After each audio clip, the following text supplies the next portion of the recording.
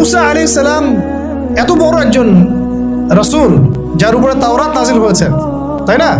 তিনি একদিন তো বলে ফেলেছিলেন যে আমার মনে হয় যে আমি সবচেয়ে বেশি জানি। তাকে প্রশ্ন করা হয়েছিল, আপনি কি সবচেয়ে জ্ঞানী মানুষ কিনা?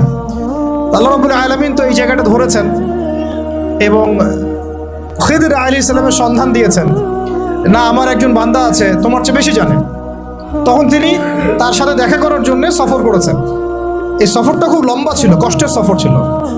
সফর করে তিনি যখন তাকে পেয়েছেন, ওই খিদর আলাইহিস সালামকে, তো খিদর আলাইহিস সালাম বলেছিলেন যে ইন্নাকা লান তাস্তাতিআ মা'ইয়া সাবরা, আমার কাছে এমন জ্ঞান আছে আল্লাহর পক্ষ থেকে যেটা অর্জনের ব্যাপারে তুমি আমার সাথে ধৈর্য ধরতে পারবে না।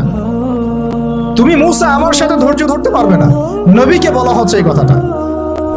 আরেকজন নবীকে বলা হচ্ছে তোমার চেয়েও জ্ঞানী মানুষ আছে, এবং তার নাম খিদর আলাইহিস সালাম। তার ব্যাপারে আল্লাহ পাক বলছেন ওয়া আল্লামনাহু মিন লাদুন্না ইলমা, না এটা ঠিক আছে বলেছেন, ওয়া আল্লামনাহু মিন লাদুন্না ইলমা, আমরা মানে আমি আল্লাহ তাকে আমার পক্ষ থেকে জ্ঞান শিক্ষা দিয়েছি।